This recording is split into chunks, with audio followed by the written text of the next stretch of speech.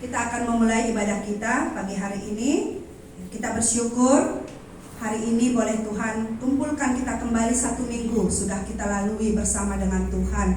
Kalau hari ini ada ya saudara-saudara, teman-teman kita, anak-anak kita yang belum bisa hadir, ada yang pergi berlibur ya, kita juga mengingat mereka, kita berdoa supaya dimanapun mereka berada, Tuhan tetap menyertai, Tuhan menjaga, dan mereka tetap mengingat firman yang boleh mereka sudah dengar selama ini.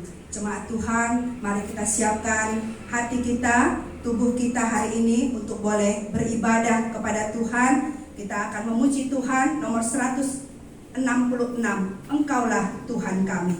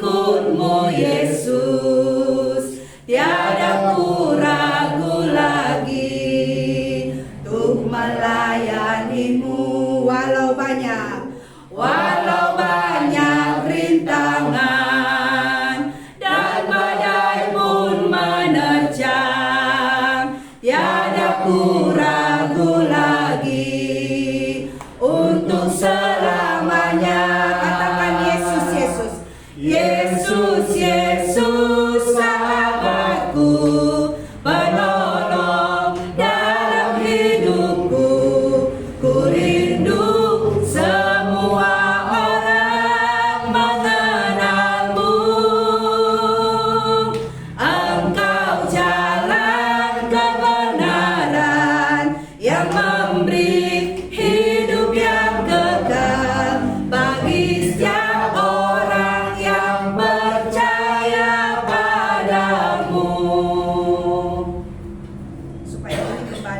meneguhkan hati kita bahwa Yesus itu adalah Tuhan yang berkuasa di bumi maupun di sorga, supaya semua orang tahu bahwa Yesus akan datang kembali dan segera akan datang, supaya semua orang tahu bahwa Yesus adalah Tuhan.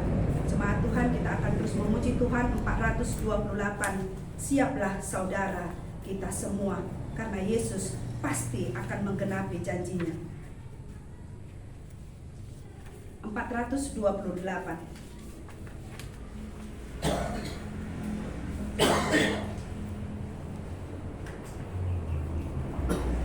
Siaplah saudara kita semua, berjagalah, berdoalah. 1, 2, ya. Siaplah saudara kita semua, berjagalah, berdoalah. Siaplah saudara kita semua, Tuhan Yesus mau datang. Maranatha, haleluya, Yesus datang dari surga. Siap saudara, berdoa selalu, Tuhan Yesus mau datang. Kita nyanyikan lagu ini sekali lagi, jemaat, kami undang bangkit berdiri. Siaplah saudara kita semua, berjagalah, berdoalah. Siaplah saudara kita semua, Tuhan Yesus mau datang. Maranatha, Maranatha, haleluya, Yesus datang dari surga. Siap saudara, berdoa selalu, Tuhan Yesus mau datang. Ibadah hari ini kita mulai dengan pengakuan bahwa pertolongan kita ialah di dalam Tuhan, Sang Pencipta langit dan bumi dan segala isinya, yang dalam kasih dan kesetiaannya menyertai kita. Kasih karunia dan damai sejahtera dari Allah Bapa, Tuhan kita Yesus Kristus, dan pengakuan Roh Kudus menyertai saudara sekalian. Amin. Mulia bagi Bapa. Mulia bagi Bapa, bagi Anak serta Roh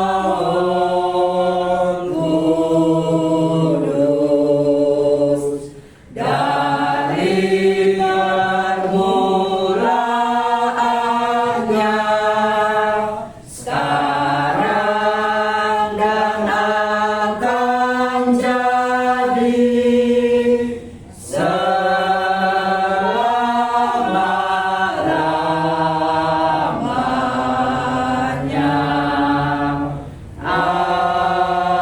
Amin. Barang siapa menang, ia akan dikenakan pakaian putih yang demikian. Aku tidak akan menghapus namanya dari kitab kehidupan, melainkan aku akan mengaku namanya di hadapan Bapakku dan di hadapan para malaikat. Siapa bertelinga hendaklah ia mendengarkan apa yang dikatakan Roh kepada jemaat-jemaat. Amin. Amin. Amin.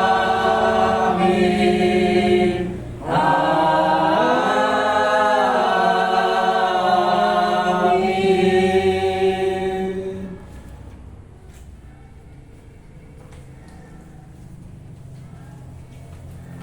Jemaat, kami persilakan duduk kembali. Kita akan mendengar firman Tuhan melalui saat teduh kita yang akan dibawakan oleh Ibu Nurmala Pinem. Kita akan memuji Tuhan. Ada kertasnya di buku warta kita ya. Di kertas warta kita yang belum hafal lagunya, di situ telah disiapkan. Kita akan memuji Tuhan, pergilah ke seluruh dunia.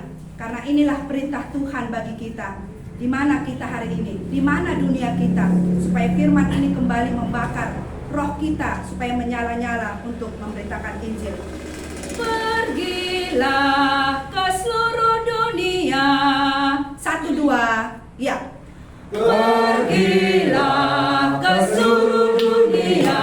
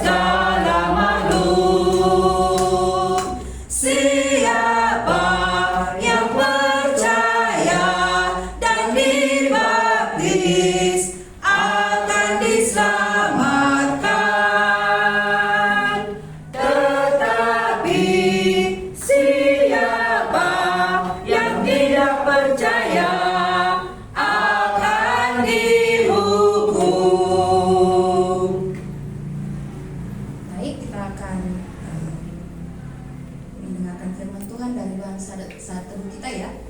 Tapi sebelumnya kita tundukkan kepala, kita bersatu di dalam doa. Engkaulah Tuhan, Allah yang mengasihi kami, Allah yang merancangkan keselamatan bagi kami. Kami bersyukur Tuhan, hari ini kami boleh bersama-sama di tempat ini. Kami sudah siap mendengar firman Tuhan. Kiranya Tuhan yang akan menolong, memberkati kami, supaya ketika firman-Mu dinyatakan bagi kami, kami boleh diberkati oleh Tuhan. Kami boleh dikuatkan, kami boleh diteguhkan oleh firman Tuhan. Kiranya Tuhan yang akan menolong setiap kami, yang mendengar, yang menyampaikan, Tuhan yang akan menolong. Terima kasih Tuhan Yesus, di dalam nama-Mu kami berdoa dan bersyukur. Amin. Baik, kita akan membuka Alkitab kita ya dari kitab Markus 16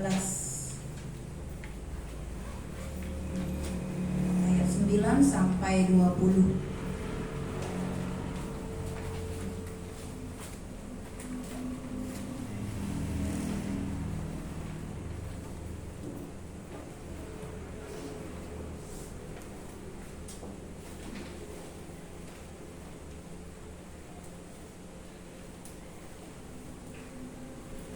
Ini saya yakin sudah kita baca di rumah ya.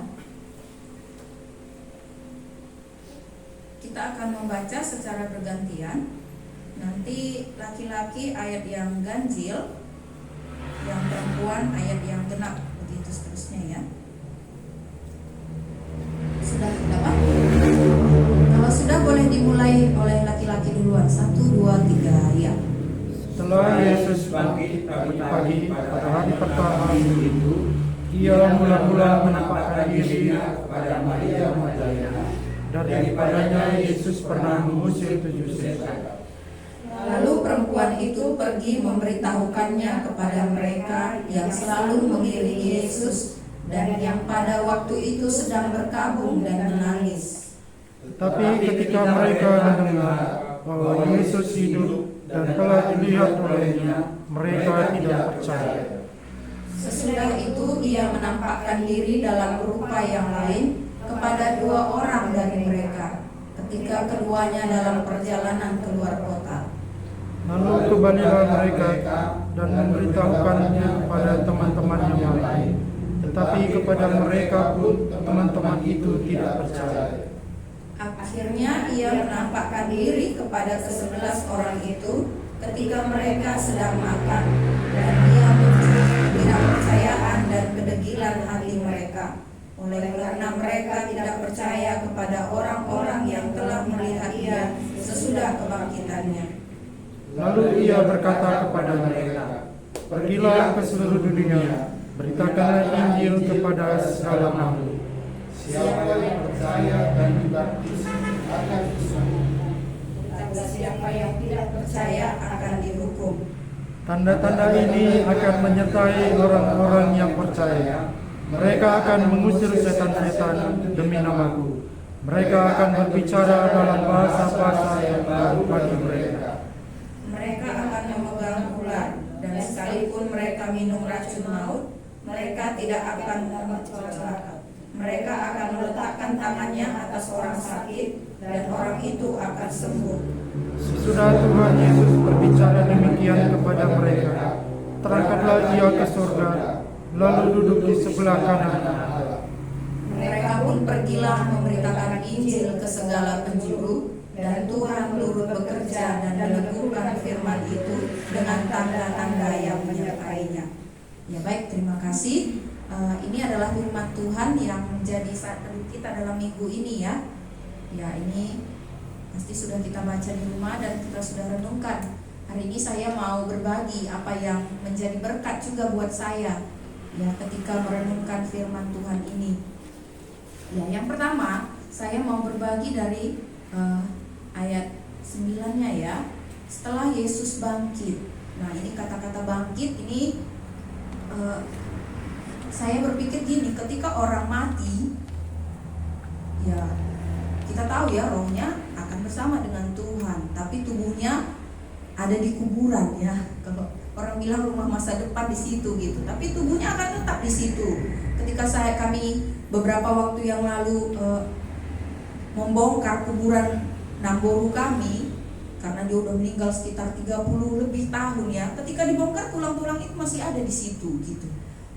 Ya rohnya udah bersama dengan Tuhan, tapi tulangnya itu masih di situ, nggak kemana-mana gitu. Tapi ketika di ayat 9 ini, setelah Yesus bangkit, nah ini artinya Yesus nggak tetap tinggal di dalam kuburan itu yang membuat dia berbeda dengan manusia. Ini menunjukkan bahwa dia adalah Allah. Jadi kita menyembah Allah yang hidup ya, bukan Allah yang mati, Allah yang tinggal di kuburan. Ini yang memberkati saya ya. Jadi kalau Tuhan bangkit ya karena dia Allah. Yesus pernah membangkitkan Lazarus ya. Tapi hari ini nggak ada manusia yang membangkitkan Yesus, tapi dia bangkit karena dia adalah Allah. Jadi ini satu hal yang menghiburkan kita ya, bahwa Tuhan kita itu adalah Allah yang hidup, Allah yang sanggup mengalahkan kematian, Allah yang sanggup mengalahkan maut. Nah itu ya yang pertama yang memberkati saya ya. Dia tidak tinggal dalam dunia orang mati, tapi dia mengalahkan kematian itu sendiri. Jadi ini yang pertama. Yang kedua yang memberkati juga, nah ini ketika dia menjumpai Maria Magdalena. Ini mula-mula Yesus menjumpai Maria Magdalena. Ketika saya lihat di bagian-bagian terakhir ini muncul nama Maria Magdalena. Kalau di ayat-ayat sebelumnya nggak kelihatan ya, tapi setelah Yesus dibawa ke Bukit Golgota, Yesus disalib, nah muncul nama Maria Magdalena, Maria ibu Yakobus dan Salome ya, itu muncul nama mereka. Ketika Yesus disalibkan, mereka ada di situ. Murid-muridnya entah kemana, tapi mereka di situ gitu. Ketika Yesus dikuburkan pun, mereka juga ada di situ. Jadi mereka tahu di mana kuburan Yesus gitu. Dan hari ini ketika Maria Magdalena dan wanita-wanita yang lain itu dengan kerinduan yang sangat dalam ya, saya pikir ya, kenapa mereka pagi-pagi benar gitu. Kalau kita lihat ceritanya ini kan setelah Sabat ya. Kalau hari Sabat itu kan orang nggak bisa melakukan apa-apa pada waktu itu ya. Jadi setelah Sabat, nah pagi-pagi sekali, mungkin mereka dari semalam pun sudah kepengen ya gitu. Kerinduan hati mereka sudah begitu dalam untuk mau menjumpai Tuhan Yesus, walaupun yang mereka pikirkan mereka akan bertemu dengan mayat ya gitu. Tapi di hati mereka mereka rindu gitu ya. Nah kalau Maria Magdalena ini, kalau di ayat 9 tadi di bagian terakhir dicatat, daripadanya Yesus pernah mengusir 7 setan. Nah kalau 1 setan aja pun yang merasuk sungguh menyiksa. Walaupun saya belum pernah ya, tapi saya pernah lihat orang gitu. Jadi kalau 7 setan ini pasti kehidupannya sungguh gak baik gitu ya. Pasti dia menderita ini dengan 7 setan ini. Dan ketika Tuhan melepaskan dia dari situ, saya rasa dia mendapat kasih yang sangat besar.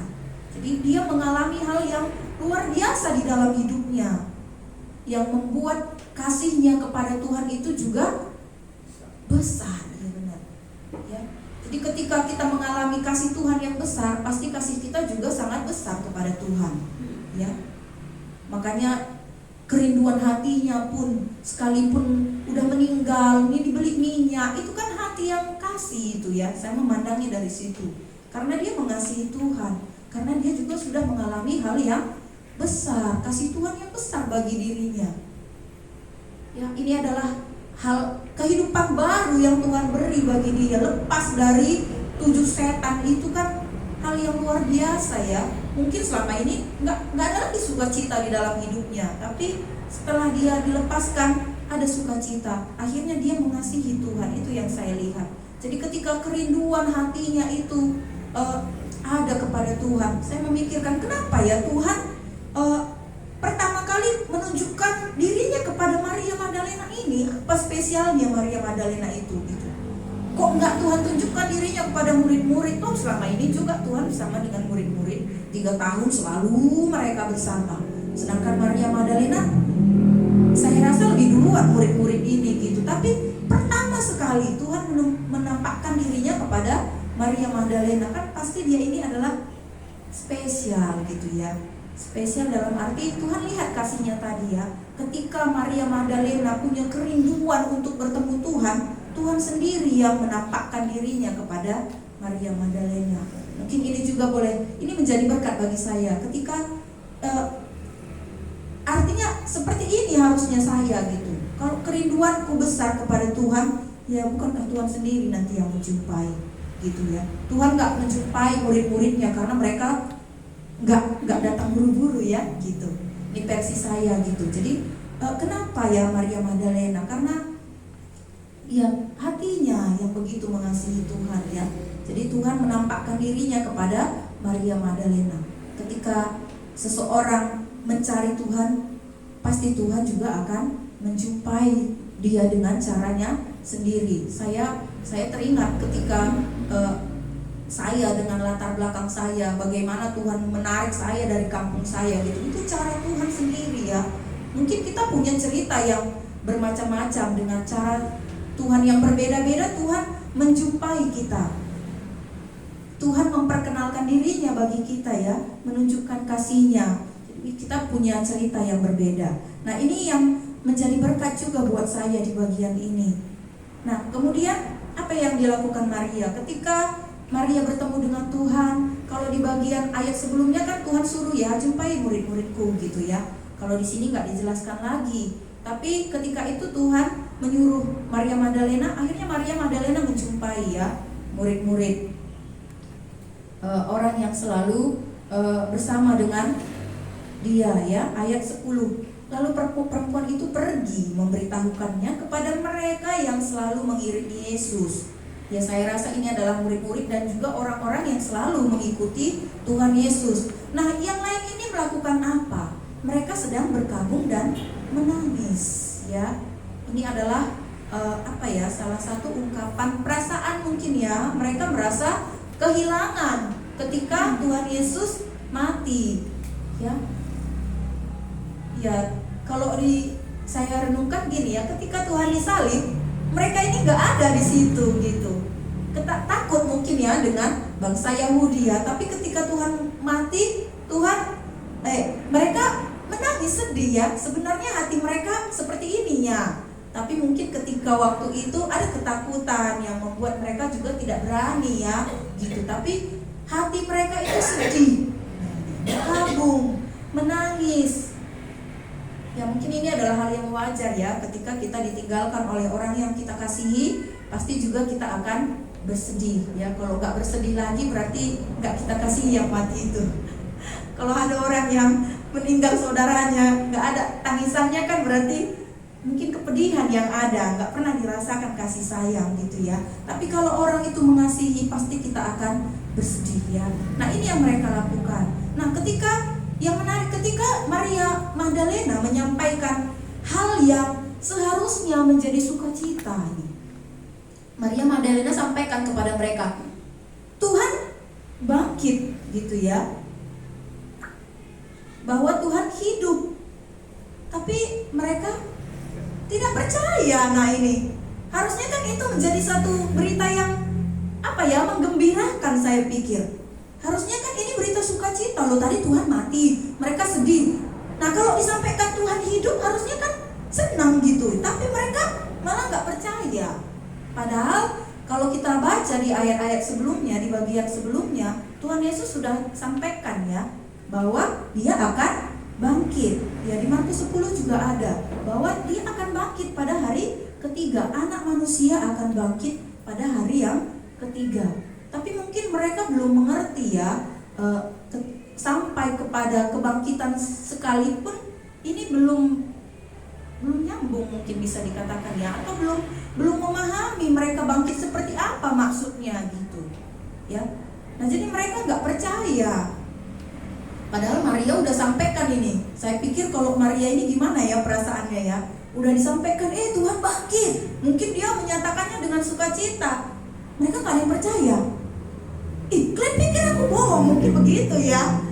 Tapi mereka tetap juga nggak percaya. Mereka mungkin berpikir ya mungkin ini hayalannya aja, Mungkin begitu ya, gitu. Mereka nggak percaya. Nah, ketika Tuhan menjumpai lagi 2 orang murid, kalau di bagian yang lain dikatakan mereka dalam perjalanan ke Emmaus ya, di bagian ini tidak dinyatakan tempatnya. Nah, ketika Tuhan menyatakan diri bagi mereka dan mereka juga sampaikan kepada teman-temannya mereka tadi, mereka juga tidak percaya loh. Udah ada 2 yang menyatakan. Udah ada 3 orang ya, Maria Magdalena dan 2 orang yang lain tadi. Seharusnya kalau udah ada 3 orang yang bilang, saya rasa kita udah mulai bisa ini ya, mikir ya, jangan-jangan benar gitu. Tapi mereka tetap tidak percaya. Nah, ini saya memikirkan gini, ketika kesedihan itu melanda seseorang, mungkin itu membuat pikirannya nggak bisa berpikir normal kali ya gitu, nggak bisa berpikir yang memikirkan yang baik gitu. Ini kan tadi sedih banget mereka ya. Jadi kalau sedih banget itu mungkin ya kesedihannya terus yang ada di situ gitu. Sampai hal yang baik yang disampaikan pun nggak bisa lagi dilihatnya gitu.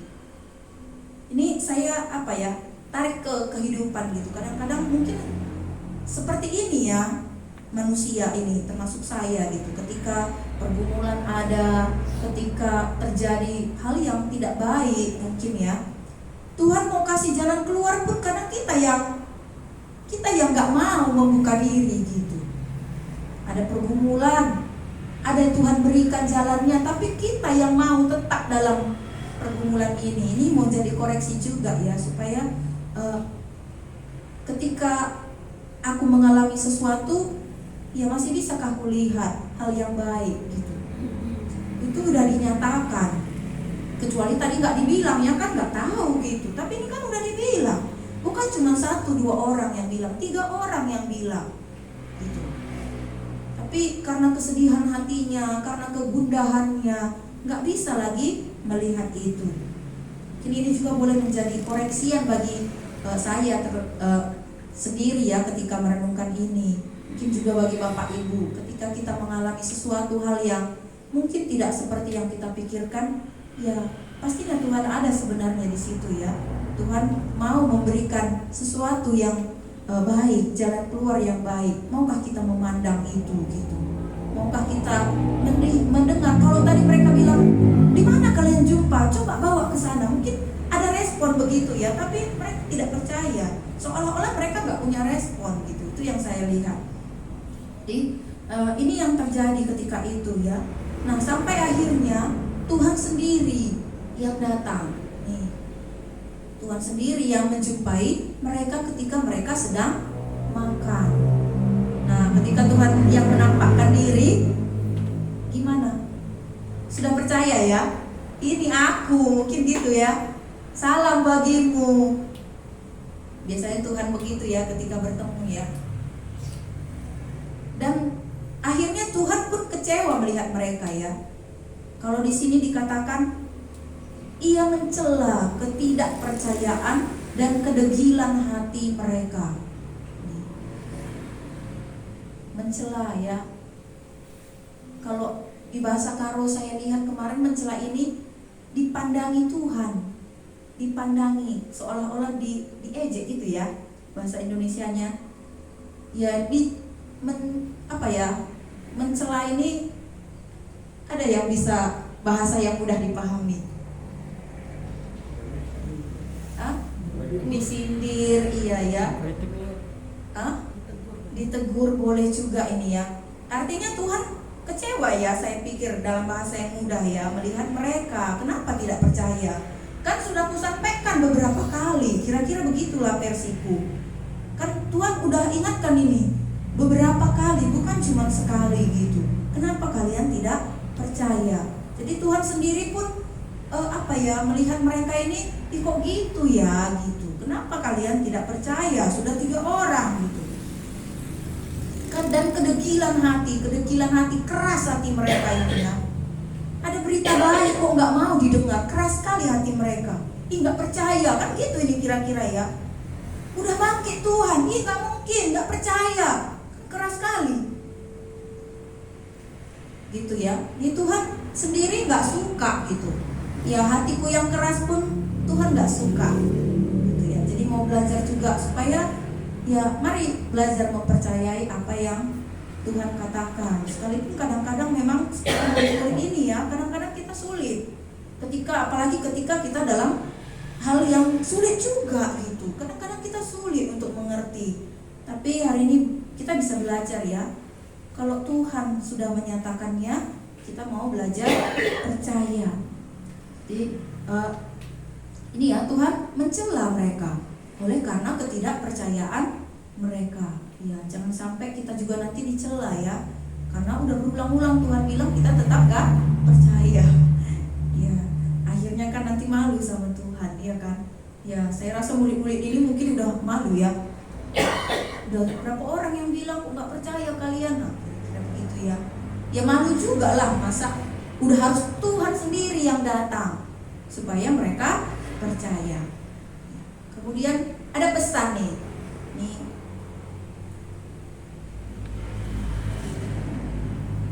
Ada pesan Tuhan bagi mereka ya. Ini adalah amanat agung. Apa yang dikatakan? Pergilah ke seluruh dunia. Ini juga boleh menjadi berkat bagi kita hari ini ya. Kalau kita juga merindukan orang-orang di sekeliling kita mendengarkan Injil, hari ini juga firman Tuhan bagi kita. Pergilah ke seluruh dunia, beritakanlah Injil kepada segala makhluk. Mungkin kita nggak ke seluruh dunia ya, tapi ke skala, ke selesai ya, anak-anak kepada teman-teman di sekolah ya, mungkin juga ke tetangga.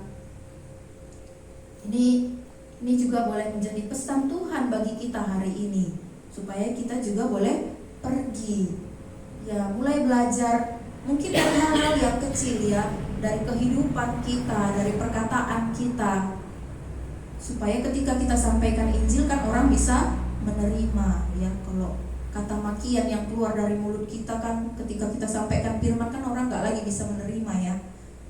Tapi ketika kita bicara pun ya ada berkat. Jadi ketika Injil pun kita sampaikan ya, orang mungkin bisa menerimanya ya. Sekalipun hari ini sulit ya untuk orang bisa menerima, apalagi orang yang memang sudah merasa dirinya tahu banyak firman Tuhan. Dan kita tinggal di lingkungan orang yang beragama, orang yang memang dari kecil, dari bayi sudah dengar firman Tuhan ya, bahkan menyampaikan firman Tuhan juga. Ya, ini menjadi tugas yang berat buat kita hari ini. Tapi ya Tuhan bilang pergi. Ya, mari kita pergi juga, sekalipun ya nggak tahu hasilnya seperti apa. Tapi Tuhan bilang pergilah. Ya, ini juga boleh mengingatkan kita ya di minggu ini, supaya kita juga boleh semangat ketika memberitakan Injil. Karena ada janji Tuhan, siapa yang percaya dan dibaptis akan diselamatkan. Ya, jadi ketika kita menyatakan firman Tuhan, ada yang percaya dan dibaptis, dia akan diselamatkan. Ini baptisan orang percaya ya. Jadi kepercaya dulu ini, baru dibaptis. Tapi kalau nggak percaya, dia akan dihukum ya. Nah, mungkin ini boleh juga menjadi perenungan kita. Ya, kalau masih ada yang belum percaya, ya percayalah supaya tidak dihukum ya.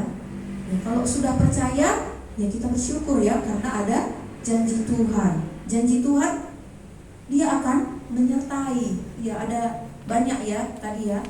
Dia akan menyertai orang-orang yang percaya. Mereka akan mengusir setan katanya ya, demi namaku. Mereka akan berbicara dalam bahasa-bahasa yang baru bagi mereka. Nanti ini akan dialami oleh murid-murid ya. Ketika Roh Kudus turun juga, mereka akan mengalami ini. Mereka akan memegang ular, dan sekalipun mereka minum racun maut, mereka tidak akan mendapat celaka. Mereka akan meletakkan tangannya atas orang sakit, dan orang itu akan sembuh. Nah, ini yang disampaikan Tuhan bagi mereka. Dan itu nanti akan digenapi ya. Kalau kita nanti baca ayat seterusnya, ini akan jadi bagi mereka ya, ketika Roh Kudus turun atas mereka ya. Setelah mereka bertemu dengan Tuhan, apa yang mereka kerjakan? Mereka percaya ya. Ya, harus ada Tuhan dulu yang datang. Mereka percaya, akhirnya mereka pergi dan Tuhan menyertai. Ini ending yang baik saya kira ya, sekalipun tadi ada kendala, ada hal yang tidak baik di awal, tapi akhirnya mereka pun pergilah memberitakan Injil ke segala penjuru, dan Tuhan turut bekerja dan meneguhkan firman itu dengan tanda-tanda yang menyertainya. Ya, kiranya ini juga boleh menjadi semangat buat kita ya. Ketika murid-murid tadi pun pergi, Tuhan menyertai. Ya, kalau hari ini juga tugas kita, ketika kita pun pergi, Tuhan yang akan menyertai. Ya. Jadi kalaupun ada ketakutan, ya ingat Tuhan menyertai. Mungkin ini penghiburan bagi kita ya. Ya mungkin ada rasa takut, ada rasa khawatir ya, ada rasa tidak nyaman seperti apa. Tapi kalau Tuhan pun berjanji, Tuhan akan menyertai. Ya karena yang kita kerjakan pun bukan pekerjaan kita, tapi pekerjaan Tuhan ya. Kalau hari ini ada anak-anak yang kita ajari pun kadang-kadang sulit ya. Gitu kok masih seperti ini mereka gitu ya. Gitu. Sepertinya kok nggak ada ininya gitu, nggak ada perubahannya. Tapi ya ini boleh menjadi sukacita kita hari ini kalau Tuhan yang menyertai ya, bukan dengan kekuatan kita. Kalau kekuatan kita udah mau mundur mungkin kita ya. Kalau hanya memikirkan kita, hanya memikirkan perasaan kita, mungkin kita udahlah gitu. Tapi bersyukur karena kita masih mengingat ini adalah pekerjaan Tuhan yang bisa kita kerjakan, yang Tuhan percayakan bagi kita. Ya, ini menjadi berkat bagi saya secara pribadi, dan mungkin ini juga akan boleh menjadi berkat ya, atau ini bisa menjadi berkat juga bagi kita, atau nanti ada berkat-berkat yang lain yang saudara-saudara dapatkan juga, nanti boleh dibagikan di ruang sharing ya. Ya, kita sama-sama belajar firman Tuhan, kita juga sama-sama diberkati oleh Tuhan. Ya, saya memikirkan hal yang ini, yang lain boleh juga memikirkan hal yang lain gitu ya. Jadi firman Tuhan itu bisa baru setiap hari, bisa banyak beraneka ragam yang bisa kita dapat berkat dari firman Tuhan yang kita baca. Ya, ini saja yang bisa saya bagikan hari ini. Kiranya Tuhan yang memberkati. Kita berdoa.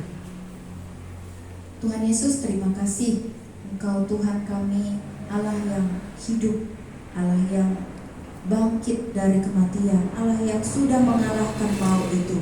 Tuhan, kami bersyukur kalau firman-Mu hari ini boleh memberkati kami. Ketika Engkau bangkit, Engkau menyatakan diri-Mu bagi murid-murid-Mu ya Tuhan. Engkau menyatakan diri-Mu bagi Maria Magdalena itu, dan wanita yang lain juga melihat itu. Tuhan, kami bersyukur kalau kami menyembah Tuhan yang hidup.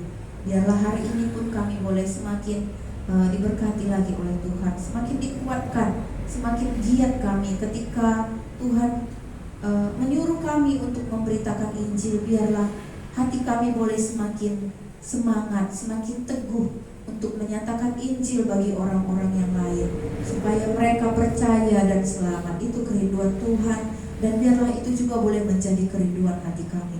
Terima kasih Tuhan untuk firman-Mu hari ini.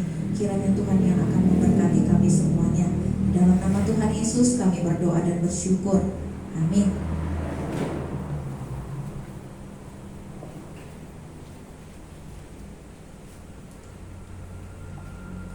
Kita bersyukur untuk firman Tuhan ya, melalui saat teduh. Kiranya boleh memberkati kita, kembali membakar hati kita ya. Setiap orang yang menerima Tuhan dan mengalami perbuatan Tuhan pasti akan bergerak. Apakah ada orang yang sudah menerima dan mengalami Tuhan hanya berdiam diri? Menjadi pertanyaan dalam benak saya tadi ya, ketika Tuhan menegur, telah disampaikan Ibu Nurmala tadi, apa ada orang percaya yang degil? Apakah hatiku hari ini sedang keras? Apa ada hari ini kedegilan yang Tuhan akhirnya mencela hidupku, mencela hidup kita sebagai orang percaya? Ada nggak ditemui Tuhan sesuatu yang tidak tepat, akhirnya kita dicela Tuhan? Itu yang sedang saya renungkan ya. Semua dengan firman Tuhan juga kita belajar jemaat-jemaat. Tuhan mencela orang tidak tepat di hadapan Tuhan. Supaya ini boleh menjadi perenungan kita. Satu hal yang penting, yang ketika saya diberkati ketika Maria Magdalena, hal yang paling sederhana mungkin diperhitungkan kecil perbuatan dia, tapi gerakan itu dimulai dari dia. Ketika dia pergi memberitahukan itu kepada murid-murid, gerakan itu dimulai. Dia bergerak. Hari ini saya harus bergerak. Kita harus bergerak sebagai orang-orang percaya. Lihatlah sekelilingmu, banyak yang akan dituai. Hari ini di mana dunia kita? Kita nggak pergi ke seluruh dunia, kata Ibu Pinem tadi ya. Di mana kita hari ini? Pergilah, disitulah beritakan Injil. Lihat sekelilingmu. Jadi pulang dari sini, saya harap kita lihat sekeliling kita, di mana dunia kita, supaya ini kembali membuat Injil itu sampai kepada tiap-tiap orang. 314. Setelah ini kita akan mendengarkan sharing kesaksian dari Abang Gilbert dan juga Ibu Teti Herawati. Sebelum itu kita memuji Tuhan. Lihatlah sekelilingmu. 314.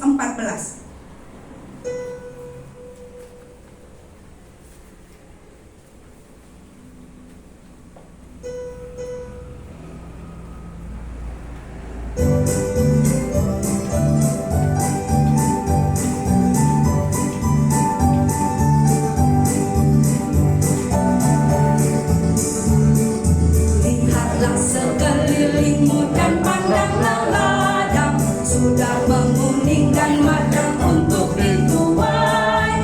Lihatlah tanda-tanda Tuhan akan datang, segera kembali menghakimi dunia.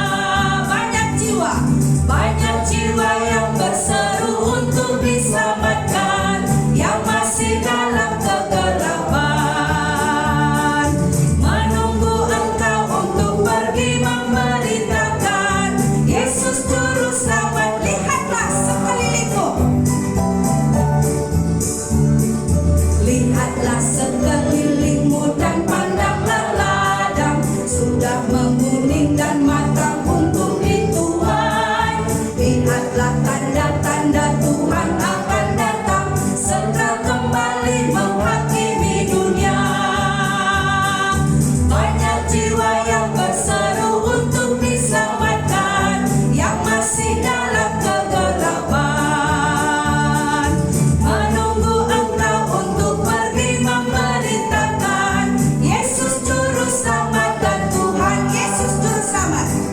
Yesus Juru Selamat dan Tuhan. Sekali lagi, Yesus Juru Selamat. Yesus Juru Selamat dan Tuhan. Berita ini yang akan kita bawa. Yesus itu Juru Selamat dan Dia Tuhan yang telah bangkit. Kami persilakan kepada Bang Gilbert dan setelah itu Ibu Teti.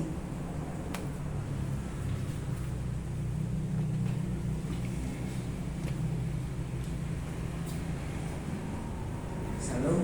Shalom. Terima kasih atas kesempatannya. Di sini saya akan sharing bagaimana saya mau mendaftar di SMK Negeri 2 Binjai. Jadi di hari pertama saya sudah datang ke sekolah itu dan sudah daftar. Lalu di hari yang kedua saya ingin melakukan penyerahan berkas.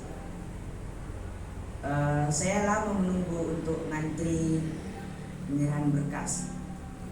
Di situ hati saya mulai gusar gitu. Gimana ini kalau lama kali gitu.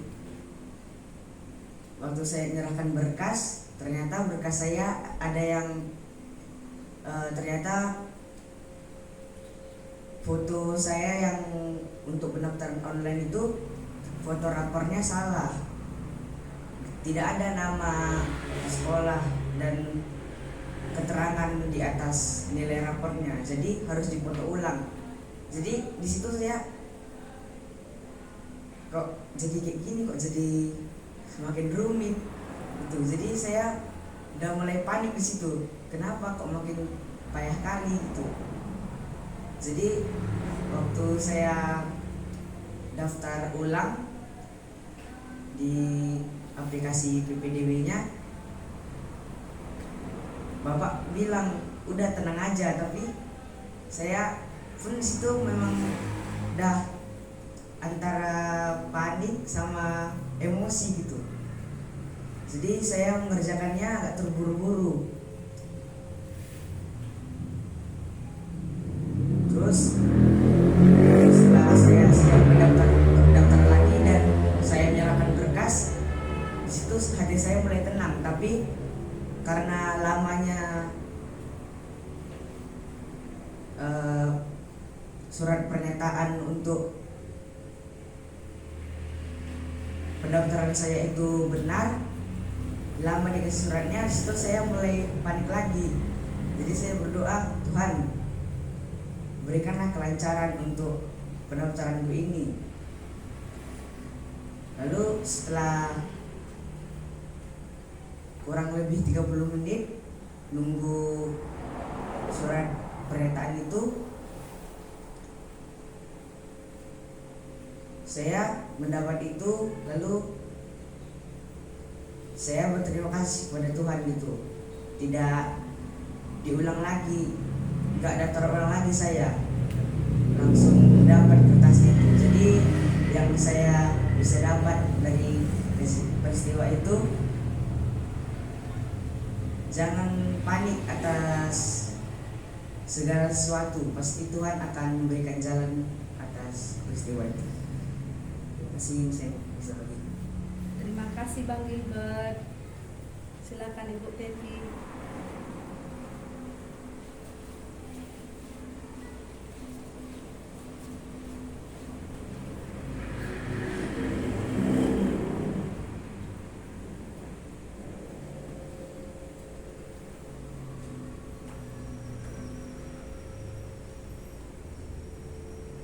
Shalom, selamat pagi buat kita semua. Shalom. Terima kasih buat kesempatan ini masih diperkenankan untuk bersaksi di depan.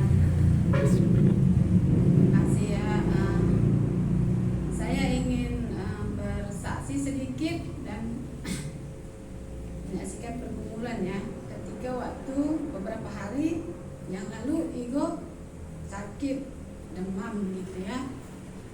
Di situ hari pertama saya merasa demamnya itu demam biasa aja gitu, tapi saya kasih obat gitu kan, saya kasih obat ya, obat seadanya saja gitu. Rupanya sampai lagi tengah malam balik lagi demamnya gitu. Jadi di situ saya melakukan yang tidak diinginkan Tuhan gitu. Saya bersungut-sungut gitu. Saya bersungut-sungut bukan kepada Tuhan gitu, tapi bersungut kepada si ego gitu. Karena dia sudah dibilangi kan hari panas dia selalu minum es gitu. Jadi saya bilang jangan minum es nanti demam gitu. Enggak mak, tapi selalu dikerjakannya gitu. Di sini saya sangat kesal gitu karena dia tidak mendengarkan perkataan orang tuanya gitu. Jadi sampai apa yang saya bilang itu gitu. Jadi saya sangat kesal sekali gitu. Itulah udah mama bilang pun beberapa kali tapi kok nggak didengarkan gitu. Jadi gimana itu sampai bersungut-sungut terus begitu ya. Jadi terus udah dikasih obat nggak baik juga. Tapi hati saya masih marah gitu, masih marah sama dia karena nggak didengarkan. Mamanya ngomong kadang mandi malam gitu, sore udah mandi, malam mandi lagi karena cuaca pun memang panas ya. Mungkin dia nggak tahan karena badannya pun juga gemuk gitu. Jadi ketika itu terjadi, ya saya sangat gimana, sampai berdoa pun lupa gitu karena saking marahnya kepada dia gitu. Jadi ketika demam itu terus berlanjut gitu ya, saya merasa kasihan juga nengok dia ya. Saya berpikir gini, mungkin inilah jalan-jalannya kasih Tuhan kepada saya, bagaimana iman saya selama ini gitu lama-lama gitu pikiranku gitu ya, sanggupkah engkau gitu. Terus di situ saya mengingat kembali masa yang lalu yang waktu orang ini sekaligus 3 Om Nabi gitu. Jadi saya semakin takut gitu. Jadi ketika memikirkan itu, jadi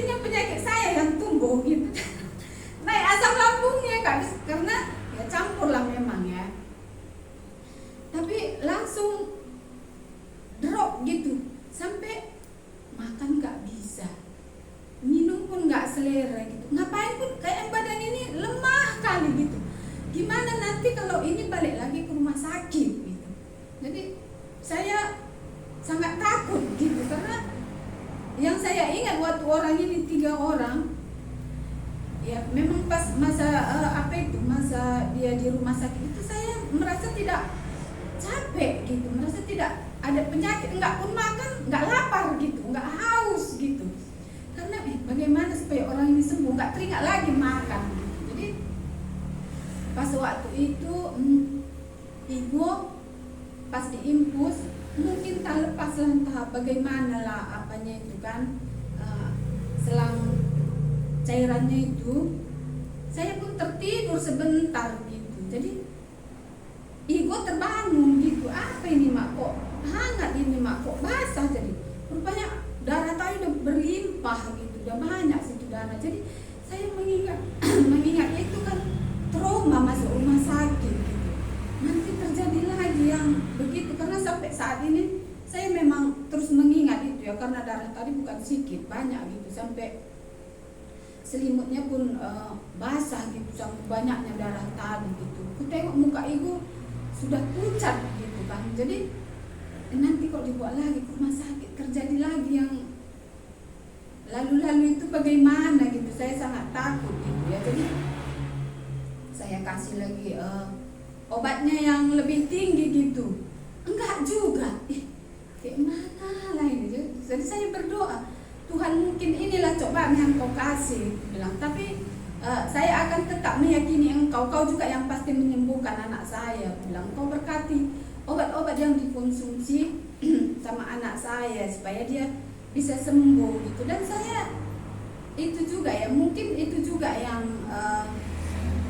dibuat sebagai apa namanya itu ya, supaya ego dapat mengenal Tuhan juga gitu. Mungkin itu juga dibikin Tuhan jalan-jalannya gitu ya, supaya dia akan meyakinkan Tuhan bahwa Tuhan itulah juru selamat bagi dia gitu. Mungkin itu juga yang cobaan dikasih Tuhan bagi ego gitu ya. Dan ketika itu dikasih obat nggak baik, baru dibelilah apa namanya itu sok B1 itu udah baik gitu, udah baik, suruhlah mandi, udah mandi lapang karena udah bau gitu, udah berkali nggak mandi, suruh mandi, rupanya mau pagi lagi demam lagi gitu. Jadi kayak mana lah ini, jadi apa dibawa ke rumah sakit tapi traumaku masih ada gitu ya. Jadi saya berdoa lagi, Tuhan sembuhkanlah anak saya gitu ya. Ketika pun dia selama ini mungkin nggak mengenal Tuhan ya, tapi saya mohon Tuhan ya, tolonglah anak saya gitu, supaya Tuhan yang akan menyembuhkan, supaya melalui penyakit ini juga dia nantinya boleh mengenal Tuhan gitu. Dan ketika saya mengalami sakit itu juga, mungkin entah kurang tidur, entah mungkin karena pikiran tadi ya, saya pun jadi lemah gitu, lemah sampai badan saya pun sampai susah untuk diangkat gitu. Jadi ya saya tetap ketika pun pergumulan itu ya, kalau bagi saya ya berat gitu. Memang ya kalau namanya kita hidup ya pasti ada yang sakit, ada yang sehat gitu ya. Tapi ketika itu terjadi ya memang pertama tadi ya saya memang sangat bergumul sekali gitu. Tapi saya ditegur Tuhan gitu ya. Ya saya mempercayai Tuhan, saya mempunyai iman gitu.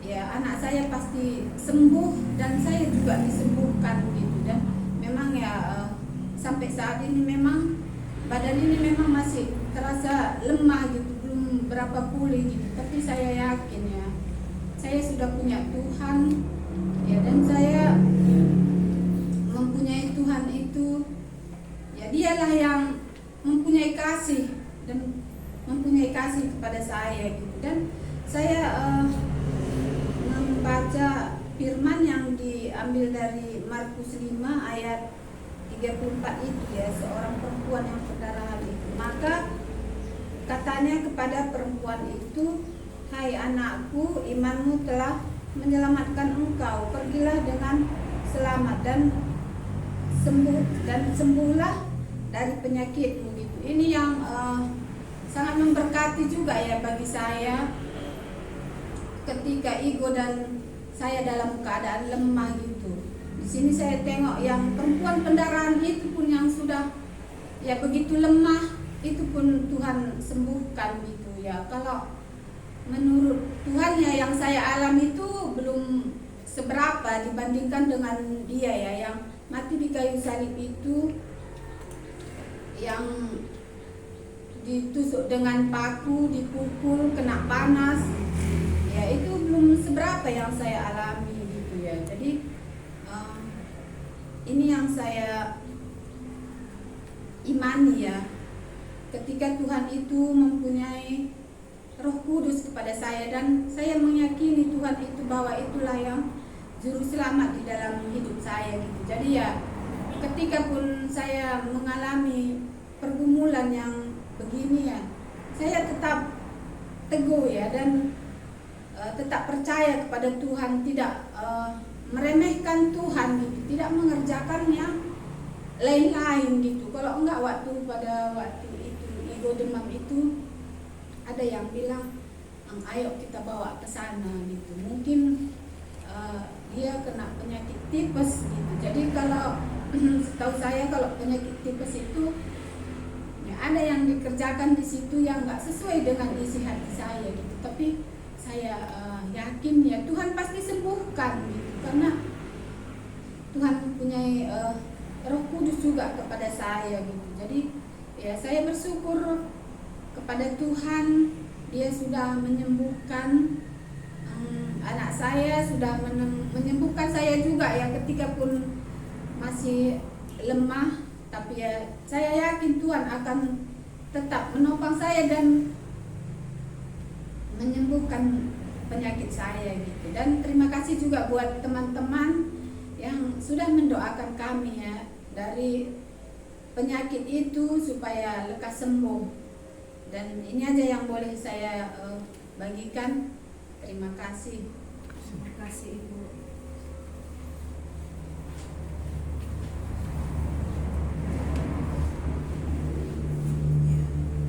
Mari kita buka warta kita. Kita lihat pengumuman dan doa. Bagian yang pertama, kegiatan dan doa jemaat minggu ini. Jam 8.30 ada ibadah penggembalaan anak dan dewasa. Jam 11.15 ada PA remaja. Jam 16 nanti ada Bible Camp Jemaat GKMI di Pamak Semelir Kotek. Yang kedua hari Selasa misi rumah belajar jam 15. Hari Rabu jam 17 ada kunjungan ke rumah keluarga Bapak Paskah di Binjai. Lalu jam 19.30 ada persekutuan doa pemuritan dan training pelayan. Jumat jam 15 ada misi rumah belajar. Jam 17 ada persekutuan anak Jumat Gembira. Hari Sabtu jam 16 ada latihan musik dan persiapan ibadah. Yang kedua, bagian doa, syukur dan permohonan dan syafaat kita lihat. Yang bagian pertama, kita bersyukur untuk ibadah pengembalaan hari ini. Yang kedua, kita berdoa untuk jemaat yang lama tidak hadir dan yang baru agar mengalami kasih karunia Tuhan dan damai sejahtera. Yang ketiga, kita doakan Bible Camp yang dimulai hari ini.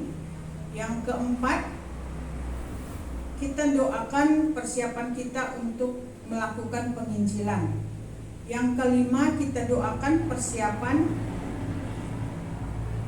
pembangunan pos sesekala. Yang keenam, kita doakan pemimpin bangsa dan negara.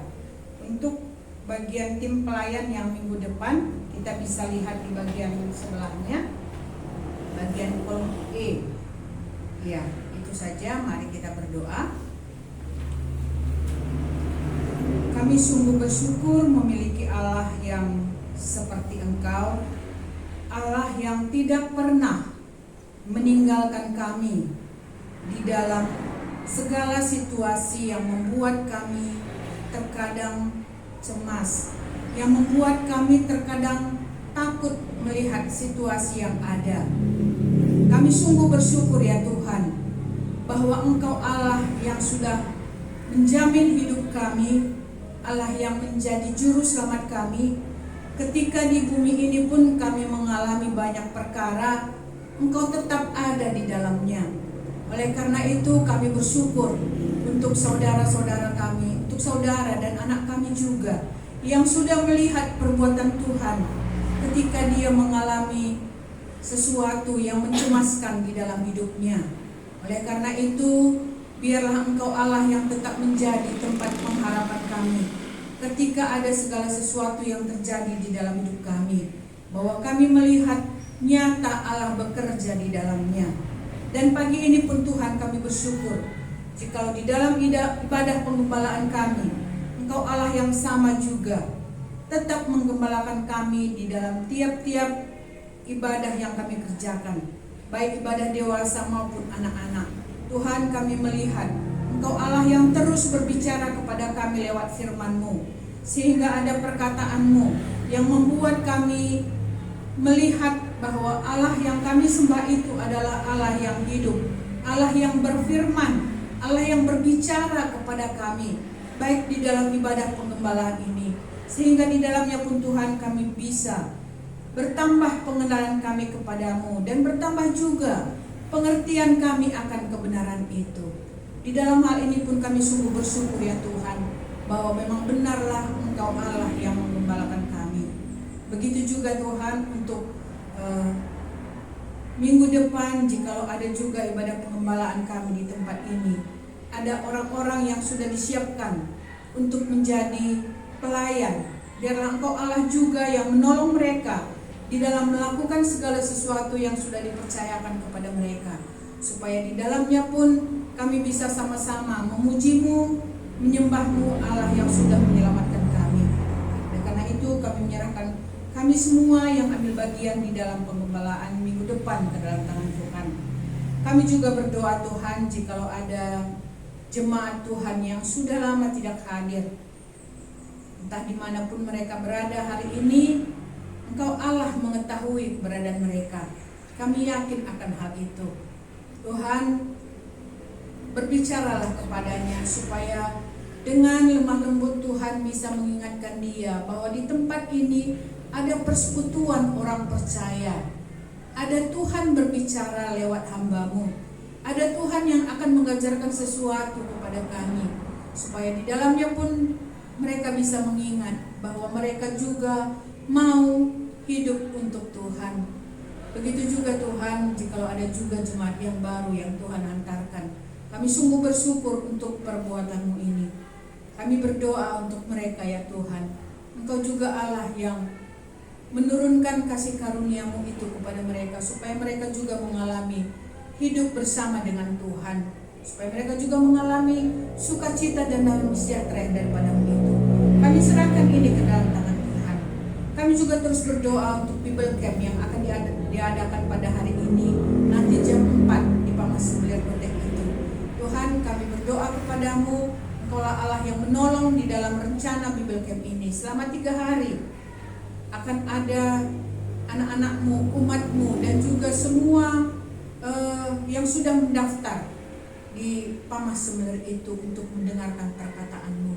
Satu kerinduan kami supaya adalah kebangunan rohani di dalam setiap orang yang mendengar firman-Mu, supaya roh yang ada pada mereka bisa dibakar kembali untuk melayani Tuhan. Begitu juga untuk hamba-Mu yang menyatakan kebenaran Tuhan yang menolong. Untuk segala sesuatu yang diperlukan di dalam Bible Camp ini, Engkau Allah yang menjaga, supaya ketika banyak hal yang diperlukan, Bible Camp ini pun bisa terselenggara dengan baik, oleh karena ada Allah di sana. Ada Allah yang hadir di tengah-tengah umat-Mu ketika ada Bible Camp ini. Begitu juga untuk cuaca Tuhan. Kami memohon supaya Engkaulah Allah yang memberi cuaca yang baik. Kami memohon supaya hujan juga tidak turun ketika Bible Camp ini dikerjakan, supaya lewat itu juga tidak menghalangi setiap peserta di dalam kenyamanannya. Di dalam semua yang diperlukan juga kami serahkan ke dalam tangan-Mu. Sekali lagi Tuhan, secara bersama kami di tempat ini menyerahkan Bible Camp ini ke dalam tangan Tuhan. Dan kami mau melihat perkara-perkara besar yang akan terjadi ketika Bible Camp ini dikerjakan juga. Kami juga terus berdoa Tuhan untuk persiapan penginjilan yang akan kami kerjakan. Tuhan, jikalau kami juga sudah diingatkan kembali lewat firman-Mu, ketika Engkau menebus kami menjadi umat kepunyaan-Mu, satu perintah yang Engkau katakan bahwa pergilah ke ujung-ujung bumi.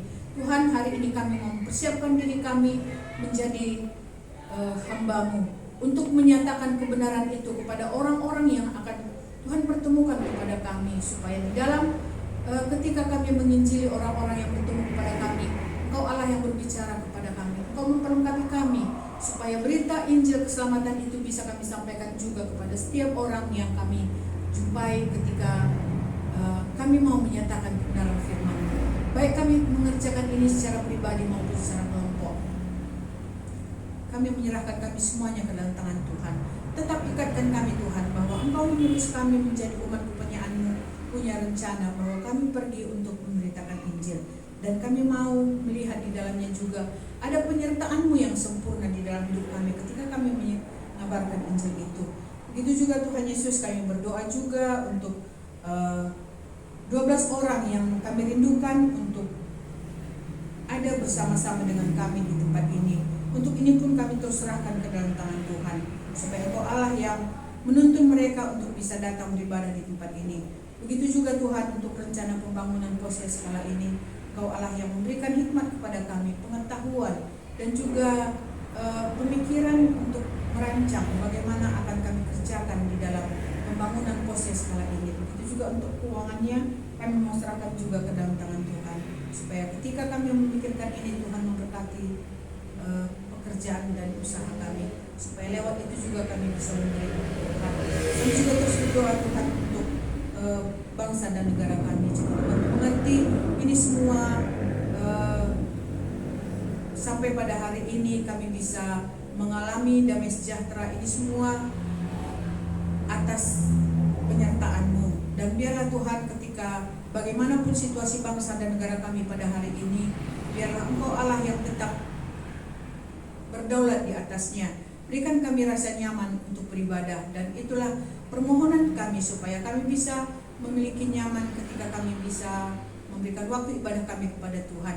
Kami doakan bangsa dan negara kami supaya Tuhanlah yang menjaga, supaya tidak diprovokasi oleh suatu golongan tertentu untuk melakukan suatu gerakan yang tidak nyaman ataupun membuat kacau di dalam negara ini.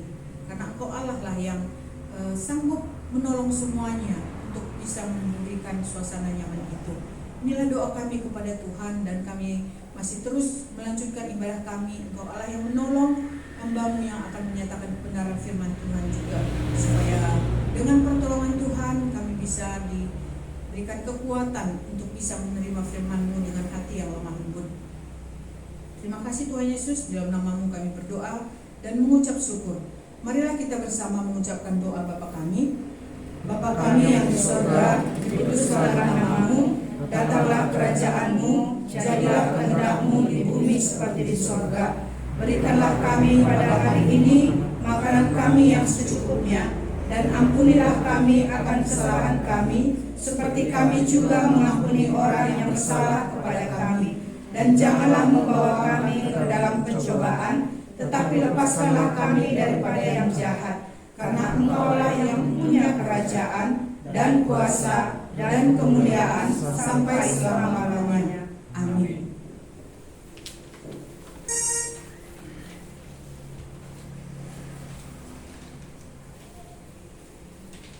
Kita akan mendengar firman Tuhan dalam khotbah minggu yang akan disampaikan Bapak Thomson Sidabutar, supaya kita mempersiapkan kembali hati kita untuk yang kedua kali kita mendengarkan firman hari ini. Jemaat kami undang untuk bangkit berdiri. Kita akan memuji Tuhan. Yesus itulah satu-satunya penolongku yang sungguh. Haleluya. Upahku besar di surga. Kita akan menyanyikan lagu ini. Setelah ini kita akan mendengar firman Tuhan. Yesus itulah satu-satunya.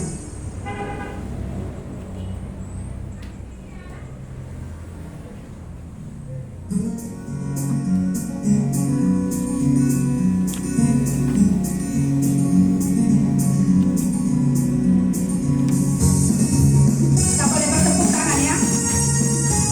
Kita mau katakan, Yesus itu satu-satunya penolongku. Aku percaya dan upahku besar di surga.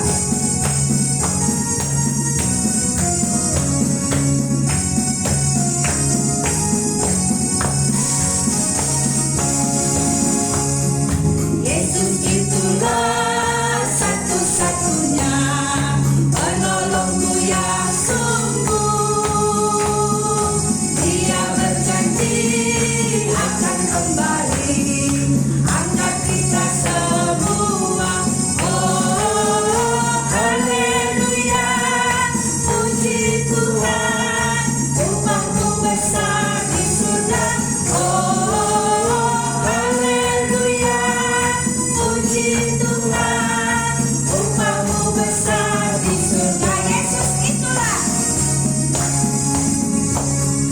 Yesus itulah satu-satunya penolongku yang sungguh. Ia berjanji akan kembali angkat kita semua. Yuk, angkat tangan kita. Haleluya, haleluya, puji Tuhan, upahku besar di surga.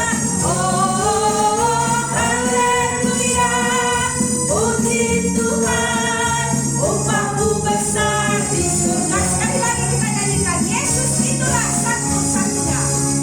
Yesus itulah satu-satunya penolongku yang sungguh. Dia berjanji akan kembali angkat kita semua. Angkat tangan kita. Haleluya, puji Tuhan, upahku besar di surga. Oh, haleluya, puji Tuhan, upahku besar. Haleluya. Oh, haleluya, puji Tuhan, upahku besar di surga. Oh, haleluya, puji Tuhan, upahku besar di surga.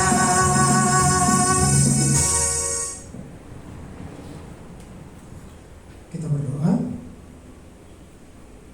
Tuhan Yesus Allah kami, kembali kami berdoa kepada Tuhan, mohon pertolongan Tuhan memberkati pada kami terus sampai pada ini selesai. Hambamu yang terbatas, Tuhan tolong dia, di jemaat Tuhan, Engkau memberkati masing-masing kami semua. Terima kasih Tuhan, Kau mengatakan jemaat Tuhan, inilah kami datang daripada Kau Tuhan. Berkati, jauhkan semua yang bukan daripada Tuhan selama kami beribadah. Dalam nama Tuhan Yesus kami berdoa bersyukur. Amin. Baik, silakan duduk.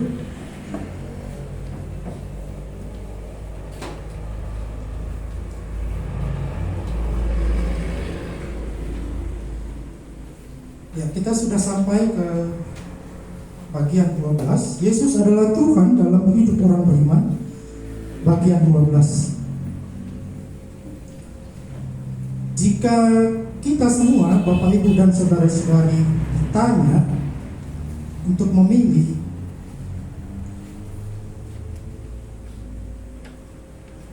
jika diberi pilihan menjadi orang kaya atau orang miskin, apa jawab kita? Orang kaya. Baik, terima kasih. Pertanyaan kedua, jika kita disuruh memilih lagi, kita mau hidup nyaman terus menerus atau hidup banyak pergumulan? Ada yang bilang jawab banyak pergumulan. Amin, Bu. Yang lain? Hidup nyaman. Jujur ya. Maunya sih nyaman. Maunya nyaman. Terus menerus ya kan? Terus menerus nyaman. Saya nggak mau. Ya ini kan pertanyaan pilihan. Kalau dia Kalau masalah faktanya itu nanti urusan dengan Tuhan. Kecuali ada alasan. Iya. Baik. Ini ada kaitannya dengan bahan kita hari ini. Baik, kita lihat dari Wahyu pasal 3 ayat 1.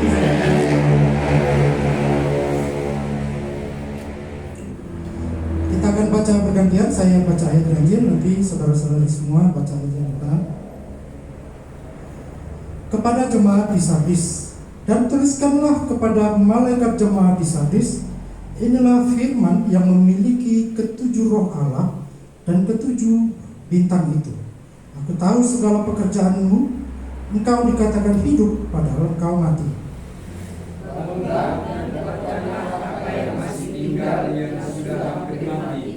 Sebab tidak satu pun dari pekerjaanmu aku dapati sempurna di hadapan Allahku. Karena itu ingatlah bagaimana engkau telah menerima dan mendengarnya. Turutilah itu dan bertobatlah. Karena jikalau engkau tidak berjaga-jaga, aku akan datang seperti pencuri, dan engkau tidak tahu pada waktu manakah aku tiba-tiba datang kepadamu. Tetapi di Sardis ada beberapa orang yang tidak mencemarkan pakaiannya. Mereka akan berjalan dengan aku dalam pakaian putih, karena mereka adalah layak untuk itu. Barang siapa menang, ia akan dikenakan pakaian putih yang demikian.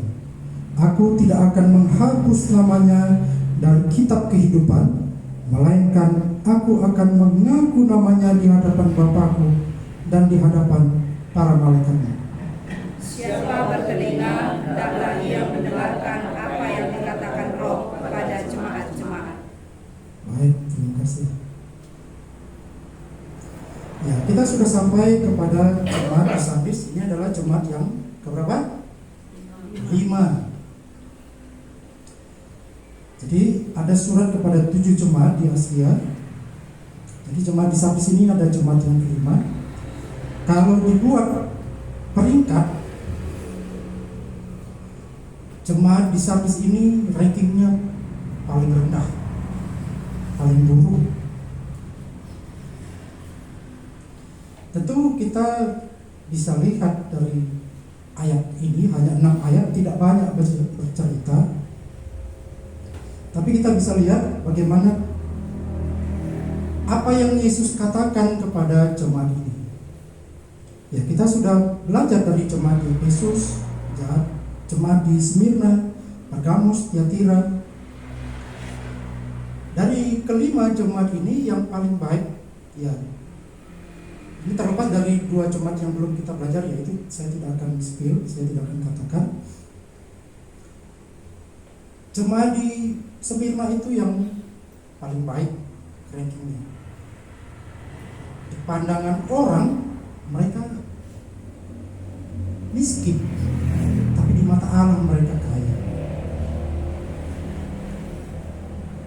Ketika jemaat yang lain, Efesus, Pergamus, dan Tiatira itu peringkatnya itu peringkat kedua. Kenapa? Karena di situ ada celahan, juga ada pujian.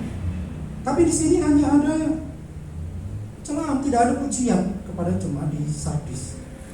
Makanya ini kalau dibuat peringkatnya itu ranking paling rendah.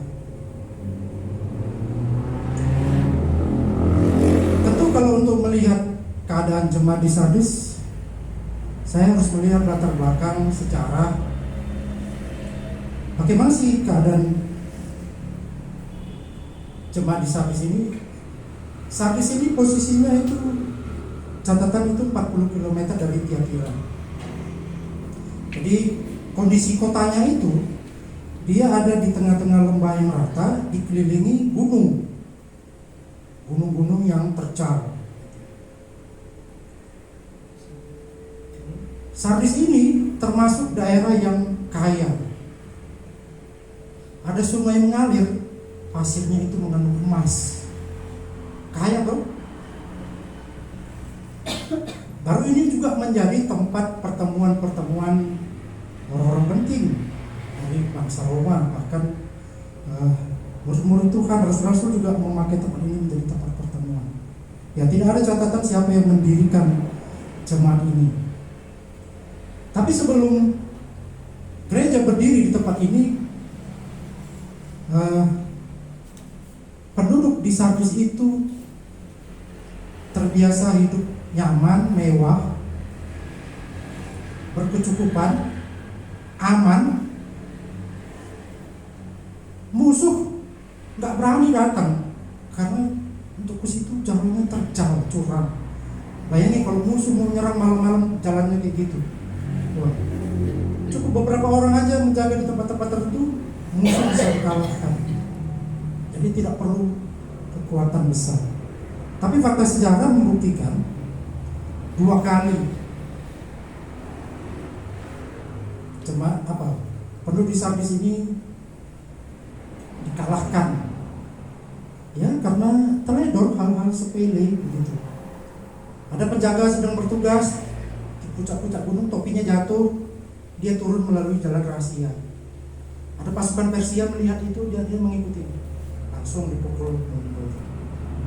Lalu ada yang kejadian begitu berulang begitu. Jadi hidup nyaman itu membuat mereka tidak berjaga-jaga. Bisa bayangin, masa menjaga keamanan negara yang kota yang maju itu hanya 2 orang, 3 orang begitu, dari halangan musuh. Jadi ini keadaan jemaat di Sardis. Lalu ada di sini dikatakan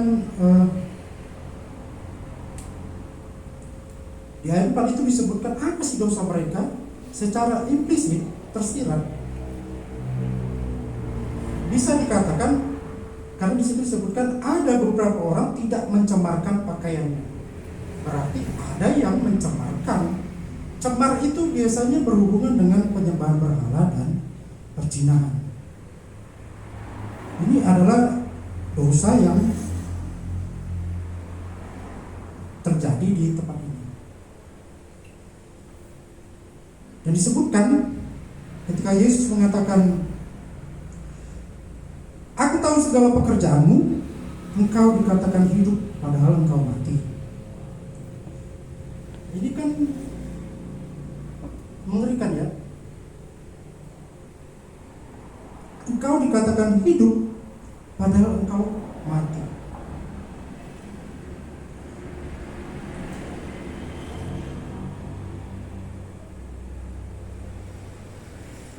Ini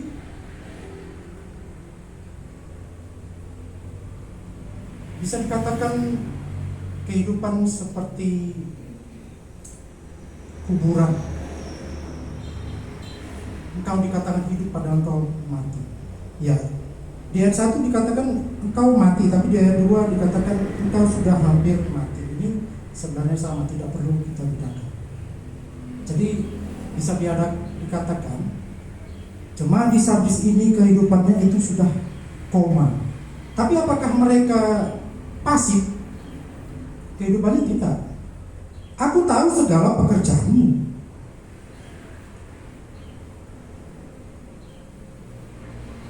Sebab tidak ada satupun dari pekerjaanmu aku dapati sempurna di hadapan Allah. Jadi dosa yang berikutnya adalah jemaat di Sardis ini selain mereka hidup berkecukupan, mereka juga tidak pasif. Mereka juga melakukan pelayanan-pelayanan. Ya, kalau gereja yang besar, yang kaya, tentu pelayanannya juga wah, ya. Dan mereka dikatakan hidup menurut pandangan orang. Makanya dikatakan di ayat 1, engkau dikatakan hidup, tapi itu pandangan manusia. Tapi di mata Allah, ya Allah tidak bisa dibohongi dengan topeng-topeng yang begitu. Ada yang mengatakan jika gereja itu semakin besar, semakin maju, maka pelayanan itu menjadi seperti pelayanan yang mekanik, gitu. Enggak ada elemen-elemen yang hilang dari situ. Jadi semua sudah terprogram, A, B, C dikerjakan. Jadi hanya karena tugas, tapi karena jadwal dan lain-lain sebagainya. Hanya untuk menyenangkan, supaya jangan ditegur, supaya jangan dikunjungi dan lain-lain sebagainya. Banyak sekali bisa kita sebutkan alasan. Jadi jemaat di sana sini sudah begitu. Jadi sekalipun mereka aktif dalam pelayanan sebagai satu gereja, aku tidak dapati pekerjaanmu sempurna. Loh, kayaknya di 4 jemaat yang lain juga kita tidak temui, ya. Allah tidak tuntut mereka harus sempurna. Kenapa di jemaat di Sardis ini dituntut untuk sempurna? Apa? Kalau kita ingat perumpamaan tentang talenta, saya coba bukan bisa dipercayakan satu, dikatakan ada upahnya. Jemaat di Sardis ini dalam hal uang, wah, jangan ditanya. Tapi tidak sempurna. Ya mungkin pikir saya dia mampu mengasih uang 500.000 contoh, tapi dia hanya beri 100.000. Kalau dia beri pun 500.000, dia sebenarnya nggak akan kekurangan. Tapi nggak tahu apakah ada pertimbangan, nanti enak kali hamba Tuhannya begini begitu.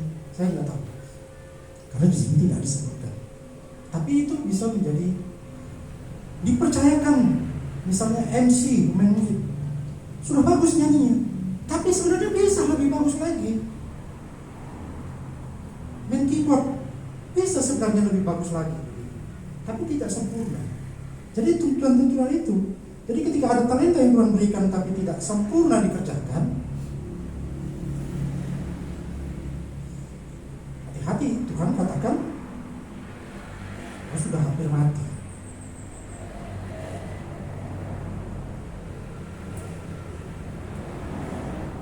Yang lebih parah lagi, setan pun nggak mau menguji jemaat ini. Kalau di keempat jemaat yang lalu ada rasul-rasul palsu, ada nabi palsu, ada pengajaran sesat, ini tidak ada. Setan nggak mau, udah aman, nggak perlu diapa-apain, udah hancurnya itu gereja itu. Ngeri kan?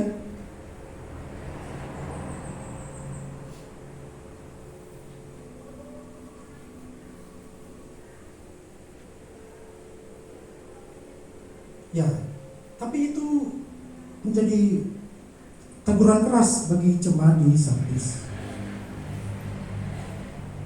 Ya, Tuhan Yesus sebagai pemilik ketujuh bintang, ya ketujuh bintang ini artinya ketujuh gereja, ya, boleh diartikan seperti itu. Ketujuh roh, ketujuh itu melambangkan kesempurnaan roh Allah. Jadi Tuhan Yesus sebagai pemilik ketujuh jemaat atau sebagai kepala gereja mengingatkan jemaat-jemaat di Sardis supaya mereka sadar. Makanya di ayat 2 dikatakan, bangunlah dan kuatkanlah apa yang masih tinggal, yang sudah hampir mati, sebab tidak satu pun dari pekerjaan yang aku dapati sempurna di hadapan. Ketika mempersiapkan ini, ya, saya juga menjadi berpikir jadinya, apakah aku sudah sempurna mengerjakan pelayanan? Apakah aku mengerjakan ini untuk memuliakan Tuhan atau untuk hal-hal yang lain? Atau aku senang mendengar ini, bagus, khotbahnya bagus, aku diberkati. Apakah aku senang mendengar begitu? Apakah aku ingin mendengar mencuri pujian-pujian yang seharusnya itu ditujukan kepada Allah? Kadang-kadang kita senang dipuji, ya. Sudah berjuang keras mengerjakan pelayanan, ya terima kasih sedikit. Padahal itu kan haknya Tuhan. Ya kalau tidak ada yang bilang terima kasih, ya tidak apa-apa. Seharusnya supaya sempurna. Kalau tidak ada yang bilang terima kasih atas pelayanan kerja keras, so what? Allah yang akan menguji pekerjaanmu sempurna, nakku. Daripada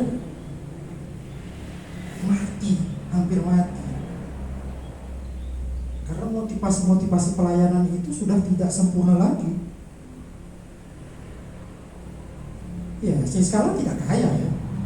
Jadi makanya saya bilang kita pengen pilih banyak pergumulan atau hidup aman.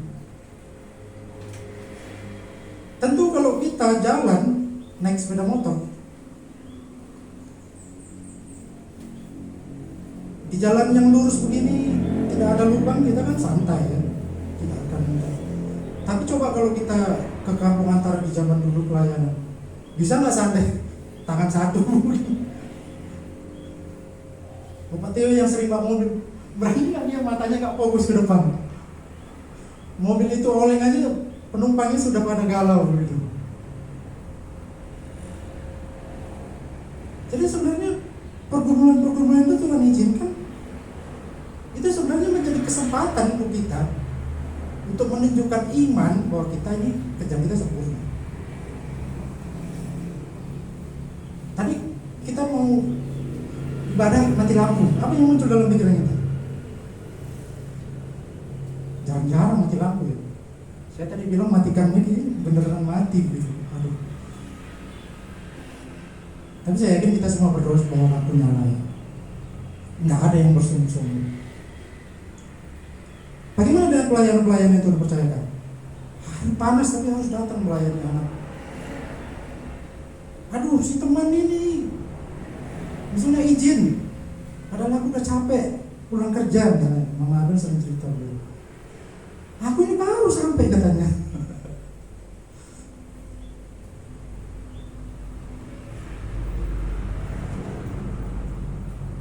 Pilih mana? Apakah ada perubahan? Tadi ada yang jawab, pilih banyak pergumulan. Pilih mana? Pilih jadi orang kaya. Apakah salah jadi orang kaya? Enggak. Masalahnya orang kaya itu kan rentan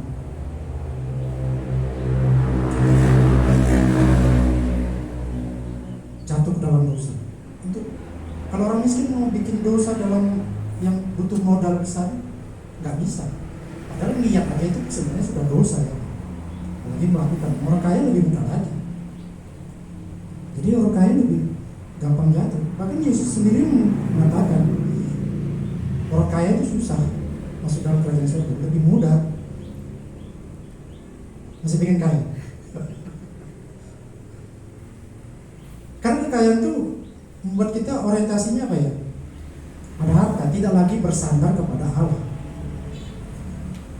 Wah, sudah cukup. Justru kekayaan itu membuat orang menjadi tidak puas.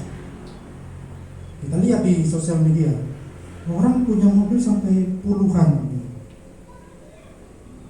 Kalau nggak punya yang terbaru nggak puas. Handphone rasa lebih dari satu, mungkin ada 5, saya nggak tahu. Tapi di sini nggak ada, ini di Sardis ini.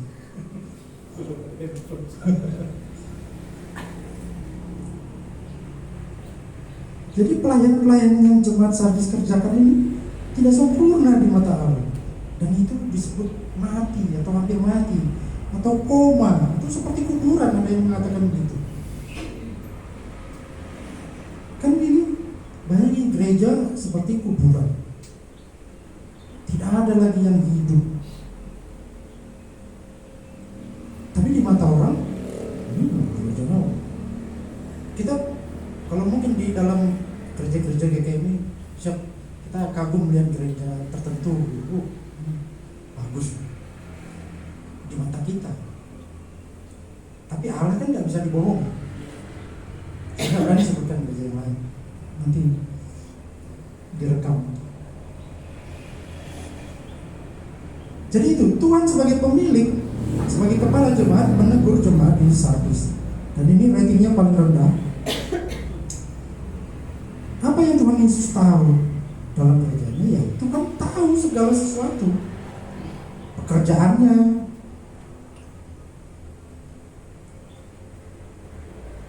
Bahkan Tuhan tahu masih ada jemaat yang tidak mencemarkan dirinya.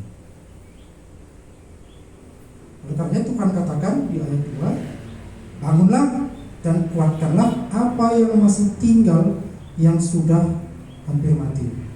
Ada penafsir mengatakan ini adalah keadaan jemaat yang sudah di generasi kedua.